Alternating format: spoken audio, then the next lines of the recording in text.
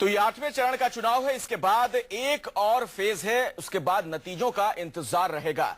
अगर आज की बात की जाए तो जिन 64 सीटों पर इस वक्त मतदान जारी है उनमें महत्वपूर्ण सीटें कौन कौन सी हैं, खास तौर पर निगाहें अमेठी की ओर है, चूंकि राहुल गांधी कांग्रेस के उपाध्यक्ष यहां से किस्मत आजमा रहे हैं, सिटिंग एमपी हैं। इसके अलावा सारण जहां से राबड़ी देवी हैं, राजीव प्रताप रूढ़ी से उनका मुकाबला है, और हाजीपुर जहां से रामविलास पासवान चुनाव लड़ रहे हैं।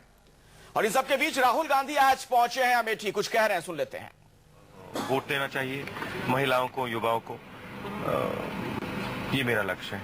अब वो जो कहते हैं, लेकिन जो नीच जाति के हैं इसलिए उनको टारगेट कर रही है गांधी फैमिली, इस पे आपका क्या कहना है?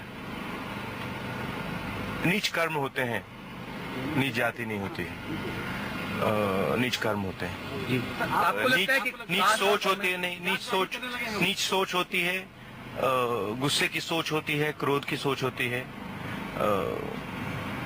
नीच जात नहीं होती है। आपको लगता है कि कास्ट और कम्युनिज्म का ये जो घालमेल है वो खतरनाक है लोकतंत्र के लिए?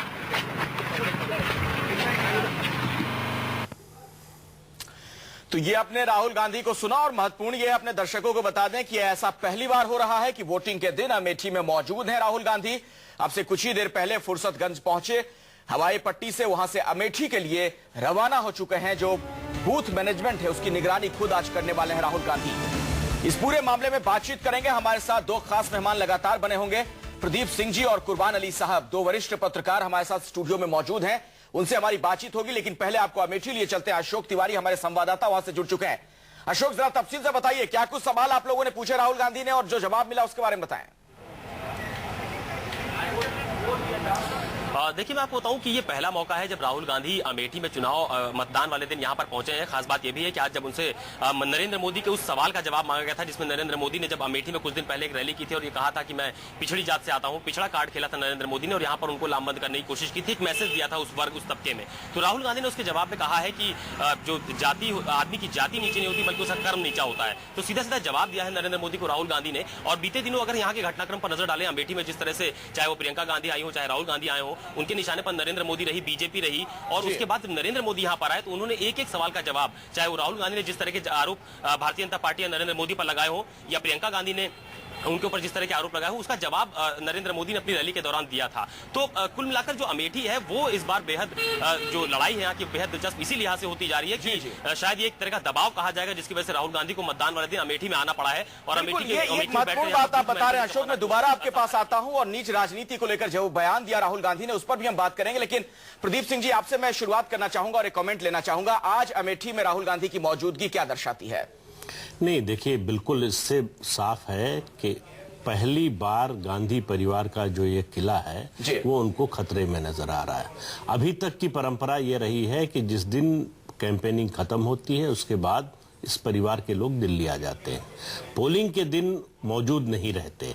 ये पहली बार हो रहा है और ये स्थिति बदली है सोमवार को जो नरेंद्र मोदी की रैली हुई है उसके बाद से। उसके बाद से कांग्रेस में एक तरह का पैनिक है।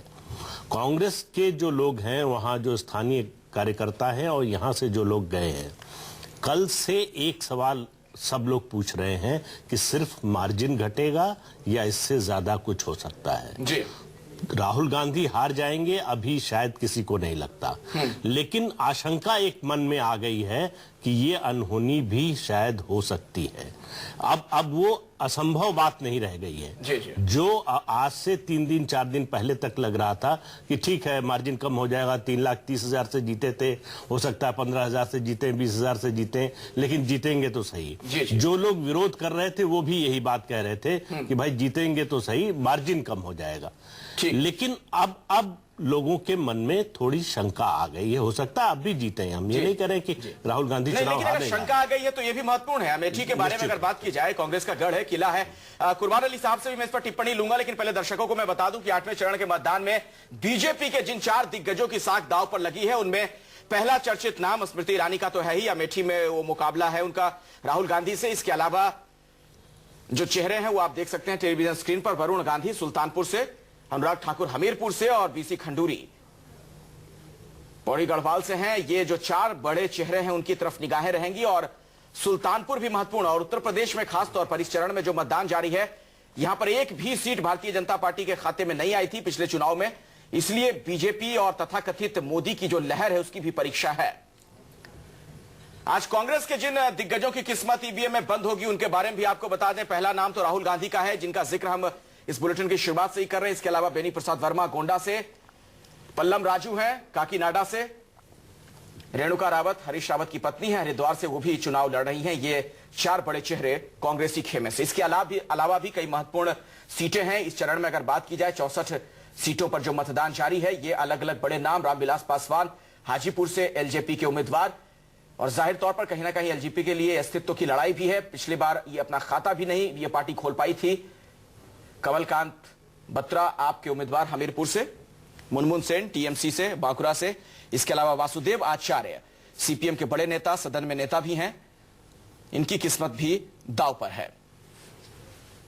एक बार फिर से अब अमेठी की तरफ हम लौटते हैं, क्योंकि आज जो सबसे बड़ा मुकाबला है, जो बड़ा बैटल ग्राउंड है, वो अमेठी का है। कुर्बान अली साहब, अभी प्रदीप जी से बात हो रही थी, उसी संदर्भ में मेरा आपसे एक सवाल है। नरेंद्र मोदी जब यहां अमेठी पहुंचे तो ऐसा लगा कि वो खुद को भी प्रधानमंत्री मानकर चल रहे थे, और उनको यह लग रहा था कि स्मृति ईरानी भी जीत गई, क्योंकि जो उनकी भाषा थी, उन्होंने ये कहा कि छोटी बहन है स्मृति और मैं 2019 में आऊंगा और उनके कामकाज का ब्यौरा लोगों के सामने रखूंगा। उनकी ये भाषा क्या बताती है? नरेंद्र मोदी साहब तो पिछले 6 महीने से अपने आप को प्रधानमंत्री मान के चल रहे हैं। उनकी जो बॉडी लैंग्वेज है, जो भाषा है, वो यही है कि वो जैसे अभी प्रधानमंत्री हो गए हों।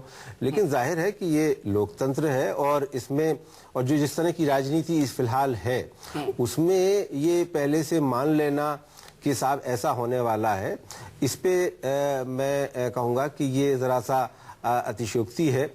लेकिन राजनीति संभावनाओं का खेल है, और हमने देखा है कि 1977 में संजय गांधी को इसी अमेठी में एक बहुत ही नामालूम चेहरे ने, रविंद्र प्रताप सिंह ने हरा दिया था चुनाव, और वो उस वक्त में शायद ठगे से रह गए थे।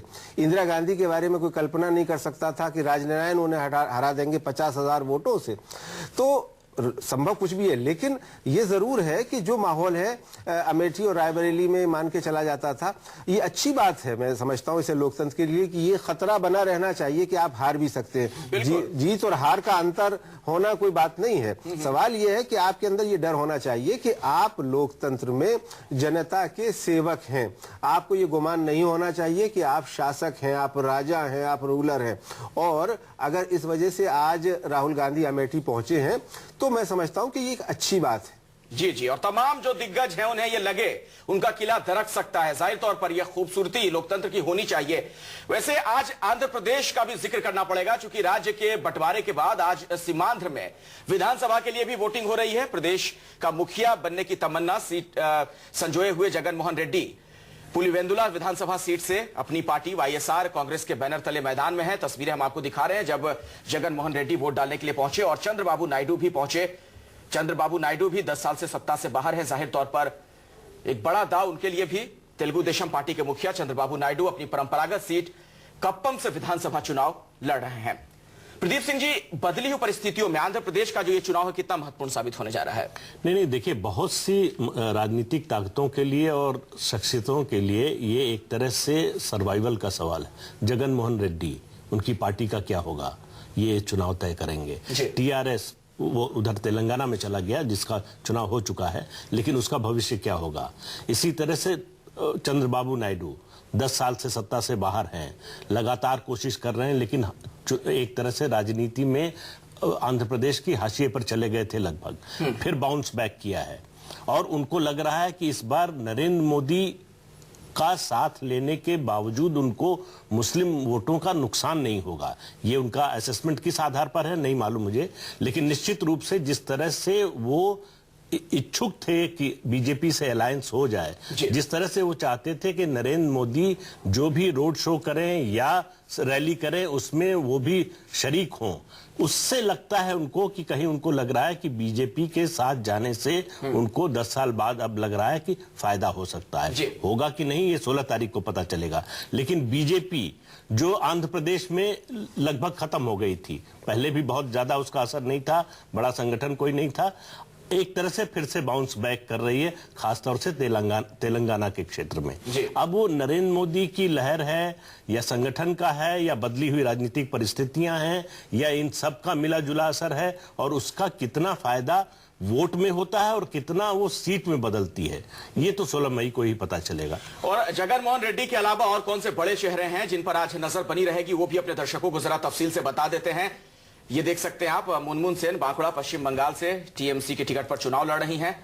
क्या कर पाएंगी मुनमुन सेन, ये एक बड़ा सवाल है। वासुदेव आचार्य से उनका मुकाबला है। सीपीएम के दिग्गज नेता हैं, बड़े नेता हैं, सीपीएम के नेता हैं सदन में वासुदेव आचार्य, उनके साथ मुनमुन सेन का ये मुकाबला है। बेनी प्रसाद वर्मा जुबानी जंग में तो अक्सर आगे रहते हैं, लेकिन क्या सियासी मैदान में एक बार फिर से बाजी मार पाएंगे, ये बड़ा सवाल है। गोंडा से भगत सिंह कोश्यारी नैनीताल उत्तराखंड से चुनाव लड़ रहे हैं। उत्तराखंड में भी चूंकि दिलचस्प मुकाबला है, 3 पूर्व मुख्यमंत्री किस्मत आजमा रहे हैं इस बार लोकसभा के लिए। बीसी खंडूरी गढ़वाल उत्तराखंड से। इसके अलावा और जो बड़े नाम है वो आपको बता दें, शांता कुमार कांगड़ा हिमाचल प्रदेश भारतीय जनता पार्टी के टिकट पर। शांता कुमार बड़ा चेहरा, बड़ा नाम, क्या कर पाएंगे इस बार, ये बड़ा सवाल है। प्रतिभा सिंह मंडी से हिमाचल प्रदेश में मंडी सीट पर चुनाव लड़ रही हैं कांग्रेस के टिकट पर। ये तमाम वो दिग्गज जिनकी किस्मत दांव पर है। अनुराग ठाकुर हमीरपुर से, हालांकि अनुराग ठाकुर के लिए भी कहा जा रहा है कि इस बार उनकी कड़ी टक्कर है, वहां पर आपकी तरफ से भी दांव पर तमाम दिग्गजों की किस्मत। सिलसिलेवार उनके बारे में हम आपको बता रहे हैं। राजीव प्रताप रूढ़ी सारण से चुनाव लड़ रहे हैं राबड़ी देवी के खिलाफ। यहां भी बहुत ही दिलचस्प जंग है और इस बार कहा जा रहा है कि कांटे की टक्कर है। राबड़ी देवी सारण से, चूंकि लालू यादव चुनाव नहीं लड़ रहे हैं इसलिए जाहिर तौर पर राबड़ी देवी की तरफ सबकी निगाहें हैं और नाक की लड़ाई भी है। रामविलास पासवान हाजीपुर से किस्मत आजमा रहे हैं।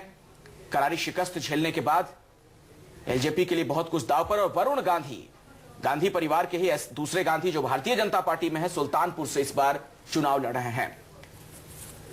ये तमाम वो दिग्गज, इनके बारे में हमने